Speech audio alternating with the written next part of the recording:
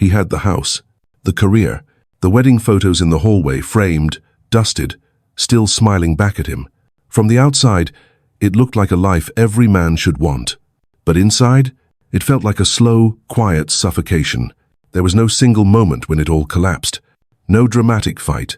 No slammed doors. Just a steady erosion of trust, of respect, of intimacy. And when it finally ended, it didn't end with relief. It ended with papers, lawyers, court dates, and the sharp, cold realization that the marriage he thought would protect him had just cost him more than he ever imagined. If you're a man over 40, you might already know what I'm talking about. If you don't, you need to hear this. Because the truth about marriage, it isn't in the vows, it's in the fine print no one reads. Stay with me. What I'm about to share could save you decades of pain. The fantasy versus the fine print. When we're young, we're sold an idea of marriage like it's a lifelong sanctuary. You meet the one. You fall in love. You build a home together. You grow old side by side. It's a beautiful picture, the kind that makes you believe you've finally found safety. Someone to share the load. Someone to be your anchor when life gets rough. But here's the part nobody tells you. A picture can hang on a wall, even after the frame is empty. What you see in the beginning isn't always what you live with in the end. In reality, marriage is not just about love. It's not just two hearts beating as one. It's a legal contract signed, sealed, and enforceable. And that contract is not neutral. It comes with obligations. It comes with risks. It comes with consequences, many of which fall heavier on the man.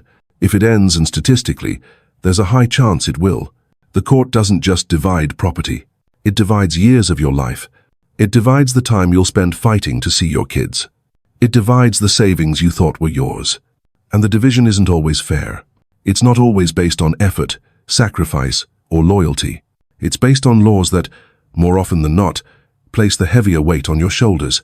The vows say, "Till death do us part." But the legal system says, "Till one of you decides they're done, and the other pays for it." No one hands you a manual when you walk down the aisle. No one tells you that the moment you sign that paper, you've entered a partnership not just with your spouse, but with the state. And if that partnership dissolves, you won't be judged by how much you loved, but by how much you earn. The story we're told is romance. The reality we face is liability. It doesn't mean marriage can't be beautiful. It can, but beauty doesn't erase risk, and love doesn't cancel the fine print. That's why the most experienced men read the contract with both eyes open. They don't just ask, "Do I love her?" They ask, "Do I understand what I'm agreeing to if this ends?" Because marriage can be the start of your greatest chapter, or it can be the fine print that rewrites the rest of your life. The shift no one warns you about. Many men describe the early days of marriage as warm, effortless, full of affection. The mornings start with gentle words. The evenings end with laughter. There's a lightness to life, like you're building something together, brick by brick, dream by dream. But somewhere along the line, sometimes after the first child, sometimes after a few years, the tone changes. It doesn't happen overnight. It's gradual. So gradual you don't even realize it at first. The laughter fades. The small touches disappear. The little "I miss you" messages vanish. Conversations shift. They turn from dreams to demands. From "What do we want to build?" to "Why haven't you done this yet?" And one morning, you look across the table and realize the woman you married, it isn't the same as the one you wake up next to now. Not because she's a bad person, not because she doesn't care, but marriage changes people. For some, the very security of marriage, the comfort of knowing you're not going anywhere, removes the incentive to keep showing up as their best self. The man still carries the weight, the bills, the repairs, the leadership in crises, but now he does it under a microscope. Every decision is questioned, every action dissected, every choice open to a committee of one who seems harder to please with every passing year. And in today's culture, the very instincts that make a man a protector, a provider, a leader, are too often relabeled as controlling, outdated, or even toxic. The qualities she once admired now get challenged. The decisiveness she found attractive now gets painted as stubbornness. The strength she once leaned on now feels to her like a threat to independence. And so the man adapts. He bites his tongue.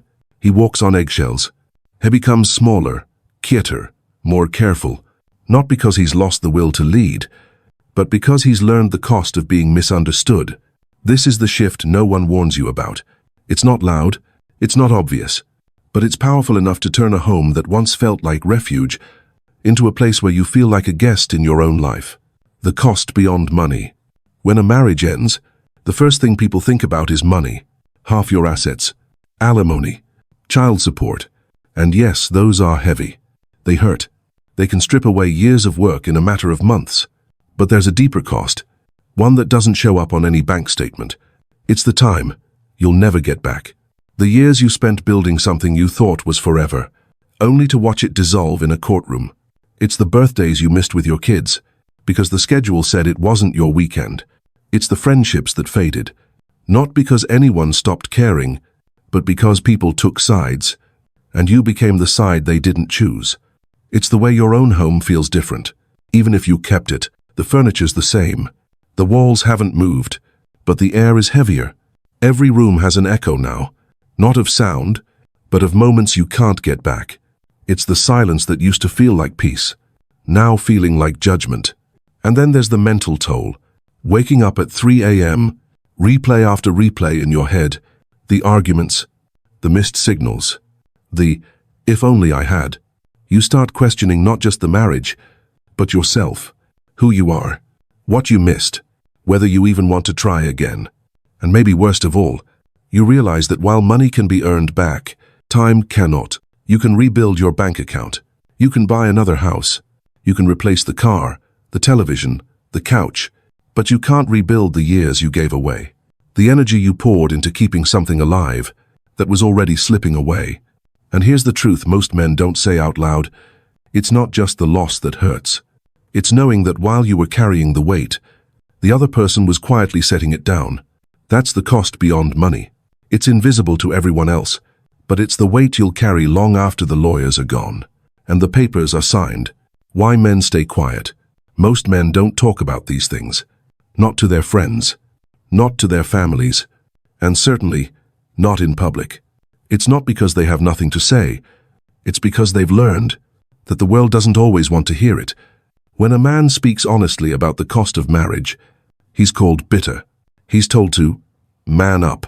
He's accused of hating women. And so, he learns to swallow his truth. He laughs it off at the bar. He changes the subject when friends bring up relationships. He tells his family, "I'm fine," even when he's not. Because what happens when he opens up? Someone tells him it's his fault, that he didn't try hard enough, that not all marriages are like that. They mean well maybe, but it only drives the knife deeper. Because he's not looking for someone to fix it. He's looking for someone to understand it. So, he carries it alone. The late-night thoughts, the second-guessing, the quiet grief that doesn't look like grief at all, and the silence becomes its own kind of armor. You see, when a man survives something that took years from him, he doesn't just lose trust in people. He loses trust in the idea that speaking his pain will make it lighter. He learns to be careful with his words, not because he's weak, but because his truth is too valuable to be dismissed. He'll share it only with those who've been there, the ones who nod without asking for details, the ones who don't turn his pain into a debate. And here's the quiet tragedy. Because men don't talk about it, other men walk straight into the same storm. Not because they're foolish, but because the ones who could have warned them were too tired, too worn down, or too unheard to speak. That's why so many lessons are learned the hard way. In courtrooms, in empty apartments, in the long stretch of years after "I do" becomes "we're done." It's not that men can't speak, it's that too often, no one is really listening. The system you're really entering. Here's what most men don't realize. Marriage isn't just between two people. It's not just you and her. It's you, her, and the state. The moment you sign that paper, you've entered a legal partnership that extends far beyond the walls of your home. A partnership where, if things go wrong, the third party, the system, has the final say. And the system doesn't care who loved more. It doesn't care who sacrificed more. It doesn't care who held the family together when it was falling apart. It looks at numbers. It looks at assets. It looks at income. And most of the time, it looks at you. Because statistically, you earn more. Statistically, you have more to lose. Statistically, you're the one who will be ordered to make things right financially. If the marriage ends, it's not just about splitting furniture or deciding who keeps the house. It's about dividing the years you worked to build a foundation and watching half of it slide across the table to someone who may have already left the relationship long before the papers were filed. You may find yourself paying for 2 households while living in one. Paying for a lifestyle you're no longer part of. Paying because the law says it's fair, even if life feels anything but. And here's the part that stings the most. When you marry, you give the system the power to decide the terms of your separation. Even if you never agreed to those terms when you were together, you're not just promising to love and cherish. You're promising to abide by rules written by people who've never met you and who will never have to live with the consequences of their decisions. Some men hear this and think it's cynicism. It's not. It's reality. Marriage can still be a beautiful commitment, but you must understand it's not just an emotional bond. It's a legal contract. And like any contract, you need to know the terms before you sign. Because if it ends, you won't be judged by the promises you made at the altar, but by the clauses you never read. That's the system you're really entering. Not just vows, not just romance, but a structure that will hold you accountable, whether she stays or walks away. What older men have learned. By the time a man reaches 50, he's seen enough to know that love alone is never enough. He's seen the whirlwind romances, the ones that burned hot, promised forever, and still ended in silence. He's seen friends lose everything in a divorce, watched strong men become shadows of themselves, because they gave, and were left with nothing in return. And he's learned that attraction, while powerful, isn't the same as alignment. So older men move differently. They don't just ask, "Do I love her?" They ask, "Does she share my values? Does she respect my role in her life? Does she add peace, or does she drain it?" They watch for patterns, not promises.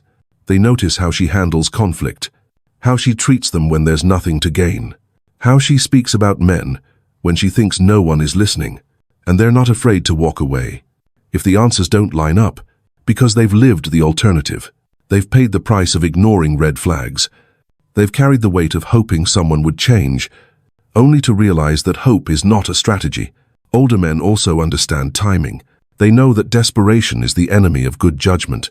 They won't rush into commitment just because they're lonely. They'd rather face a quiet house than sign up for a lifetime of unrest. They've also learned the value of protecting themselves, not in a way that walls off their heart, but in a way that safeguards their future. For some, that means having a prenuptial agreement.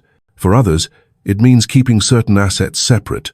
For all, it means knowing their worth and refusing to trade it for the illusion of security.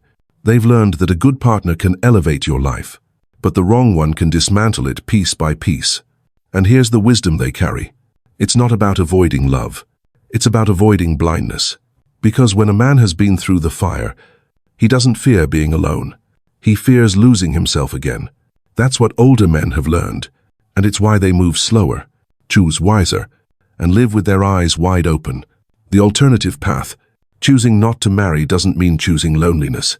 It can mean choosing peace, choosing freedom, choosing to invest in friendships, passions, and projects that give back more than they take. It can mean building a life so full and satisfying that you don't need a legal contract to validate it. If you still choose marriage, if you're still considering marriage, go in with your eyes open. Have the hard conversations early. Protect yourself legally. Prenup, separate assets, clear agreements. Choose someone whose actions match their words over time, not just during the honeymoon phase. And remember, marriage can be beautiful, but beauty doesn't erase risk. This isn't about fear, it's about clarity. Because the shocking truth about marriage isn't that it can fail, it's how much you can lose when it does. If you value your peace, your freedom, and your future, choose carefully, lead wisely, and never forget, love is a choice you make every day, but so is self-preservation.